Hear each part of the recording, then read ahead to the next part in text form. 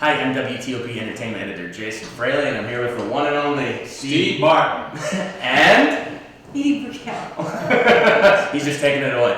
And they are co-creators of the brand new musical Bright Star, which is here at the Kennedy Center, sort of a pre-run before it heads to Broadway, right? We just talked to director Walter Bobby and the star Carmen. And Carmen, first of all, broke out in song singing What I Am all on her own. I don't know why.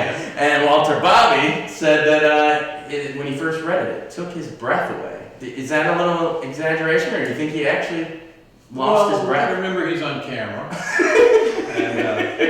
But you know, the show, as let's call it melodic and sentimental and kind as it is actually quite shocking. And I think that's probably what he's referring to. It's a couple of very shocking moments in the play that keep it modern, Yeah. keep it in the forefront, you know. Yeah. So it's not just a sentimental, sweet musical. Right. He said that it was, speaking of the sentimental side of it, he said that it was a little, I guess, old-fashioned. I think of it as newfangled, old-fashioned musical. I like that. Why didn't you put that on the poster? Well. How did you guys, hook up to work on this? I know you've toured together musically. You've done even like an album together, Mm-hmm. right? How did you first meet Steve? 2 albums. Two albums. Okay. How did you first meet Steve? Oh, I was 23 and I met him at a dinner party. And he was... I was 70. Still back then? He was the sweetest stranger I'd ever met. He was sitting across the table and he broke this garlic matzo and said, "You really gotta try this." And The garlic matzo. it meant so much to me that he even knew I was sitting there. That really does not make a person kind. I'd be making small talk. What do? I'd gone to a couple of dinners before and it was just so much, anyway. Just bring the garlic matzos everywhere you go. It's like family. That's Yeah. what it was. Yeah. It caring. It was just, the little things do add up. And by the way, I do want to amend something I said called the musical sentimental. But I mean that in the best sense of the word, Right. You know, where you get into characters and they have arguments, they break apart, they come back together, and you know, like the best side of life. Yeah. I think you guys, is it possible you could do a play about, the garlic and call it The Sweetest Stranger I Ever Met? That's like a good title. All right, well, tell us. To you. Yeah, okay. I'll work on that. Tell us about, you obviously know what it's about. You created it. I know what it's about. But just for our listeners, give us a little synopsis. You're the best. Go ahead. Okay. Well, because we have an interesting hook in the story that is shocking to the audience, I don't like to give that away. No spoilers here. Yeah, no spoilers. And thank you for coming up with that word. I've never heard that. And, so I describe it as the show is set between 1923 and 1945, and it tells the story of a young woman and how she matures, and there's a secret in her life that comes to be resolved toward the end of the play. Okay. She discovered a secret about herself. But we're not telling you what that secret is. You got to come see it. I cost $60. You need like a discount, $59 holidays. $59.99. Why set it in that time period? Take me back to when you guys sort of, brainchild of this thing. That's a word now, brainchild. I think that's easy. Yeah. Because one, we discussed this. We've discussed different eras. We discussed the '60s, and I said, well, if we do it modern, we have cell phones, and we don't want cell phones. There would be no story without cell phones. We needed an era with trains, and the trains were a very significant form of transportation in the 20s, all the way through the 40s. It's a beautiful era. And Beautiful yes, to look at. yes. Style is just luscious. Yeah, the style is great. The language is great. That people use, especially we are set in North Carolina, so we have this fountain of words that you might not hear in regular conversation. It's really fun to put those words in people's mouths. even though it's set in a rural location, although it's set in Nashville too, but in a rural location, it's great to make the characters smart and have language, because the people then, I actually researched this, they were Presbyterian, and there was a big focus on education in Presbyterian society in North Carolina. Mhm.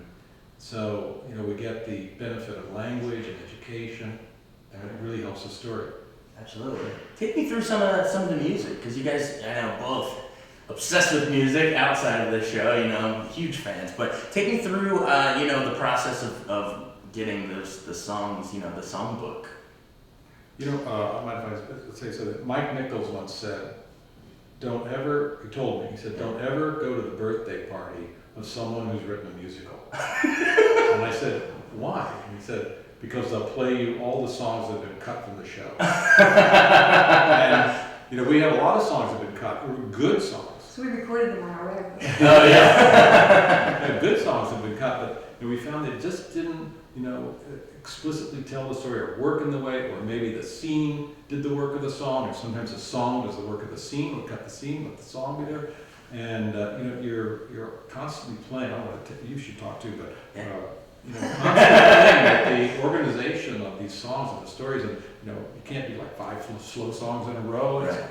just basic show business. Right. And rest in peace, Mike Nichols, obviously, you mentioned him, but if anyone knew Mike Nichols, it was your husband, right? Paul Simon? I think he knows him better. Yeah, a little bit, slightly. Did when you're working on this thing, do you come home and say, hey, Paul, I'm working on this thing? I do that. You do that? I'm working on it. What can you Yeah. Well, actually, Edie works on this stuff completely by herself. Yeah. And I think that's the creative impulse. You just really can't have input. Yeah. I think the thing is too, when you have two songwriters living together, you recognize that songwriting is a very private and independent expression. And Paul is so busy doing the Paul Simon schedule that when we get together in our home, it's about our kids or dinner or our dogs and them peeing on the rug and things. We're taking care of those issues rather than check out my song. Yeah. It just doesn't Does Paul's exist. dog pee on your rug too, Steve? Does He Paul? would. After the dogs, one of his boss. Yeah. So that's more of the safe, private space away from the separate work. I think that makes better sense, don't you? Yeah. No, I was actually just curious because we just had Carole King here for the Kennedy Center Honors, and she and her husband they co-wrote a lot of songs together. So I was curious how that interplay. You know what else is? Paul has mastered the simple song. He's moved on to another quality of expression, and I'm still trying to master the simple song. That's what I've tried to do with our musical. I'm still very much interested in that process, and he's simply not. Do you guys have? I know the cop-out answer would be I love all the songs, but which one, when you watch it night in, night out, say, man, that we really nailed that one?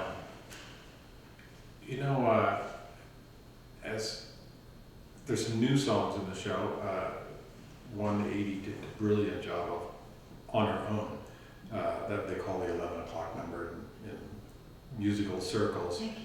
And that is very beautiful. So that a new song always gets your attention. But I still love "Always Will." It's a song that It's so sweet. two lovers sing.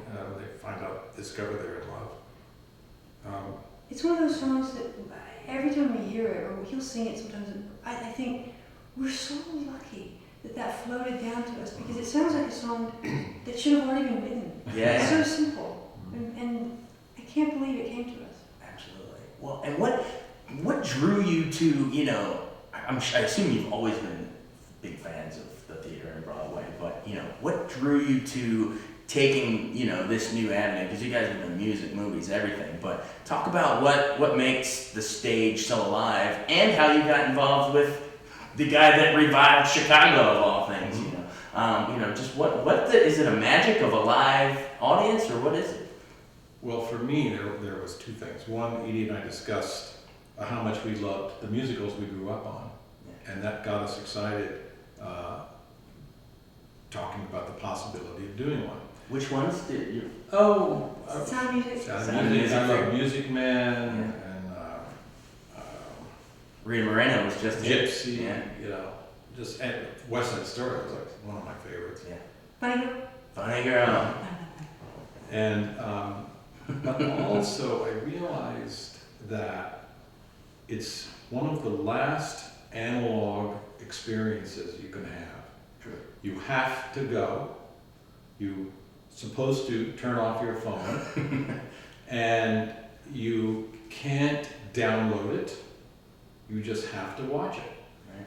And that kind of and by the way, that puts an extra challenge on modern shows. They have to compete with multitasking. Yeah. You know? They Yeah. have to hold your attention for that 2 hours. True. I love that our show is just slightly under 2 hours too. Yeah. I think that's exactly. Is that intentional? Always. Yeah. Yeah. Well, not the time, but to Right. keep it trim and succinct. Keep it moving. You know, and yet still have time to treat an issue with respect and good language. Yeah. How about you, Edie? Is it why? What does the stage do to you? You mentioned Funny Girl, and so I guess Streisand fan and all that. But what what keeps drawing you to the theater? Well, this is the first time I've been drawn to the theater, really.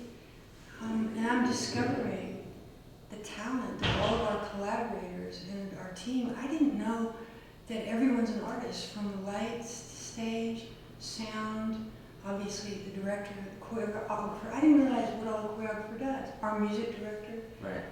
and of course our cast, the passion that they put into every performance and how hard they work. We're really grateful for our cast, and Walter Bobby has done such a great job, and Rob Berman, music, and Josh Rhodes, the choreographer, all these people, and Peter Asher, who produced all our records and kind of created this sound. They're artists. They have vision and they bring it to our musical and they make it so good for us. I'm so grateful to them. Collaborative process. It's so much fun. What was it? Are you here for the duration at the Kennedy Center, or or are you just here kind of doing the press thing now, or? No, we are here every night watching Okay. the show and mending, Tweaking. repairing, Right. tweaking. What was it like the first time you were sitting there watching it at the Kennedy Center unfold in this beautiful space and say, "Hey, that's our musical up there"? Frankly, for me, it's frightening because that's the first time. Right.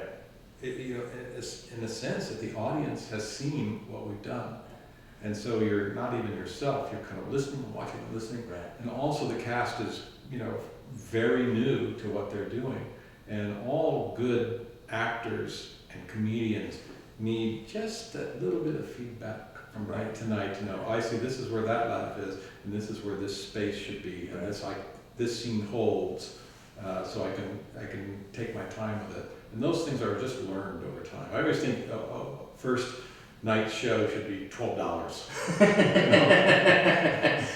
Better than the $59 it takes to reveal the secret. But cool, yeah. How about you, Edie? Are you peeking out the corner of your eye there at the audience as it's going on? Yeah, I watch them. Mostly I sit there and I think, I can't believe how lucky I am to be a part of this. And I get involved in the show and then suddenly I stop and say, thank you.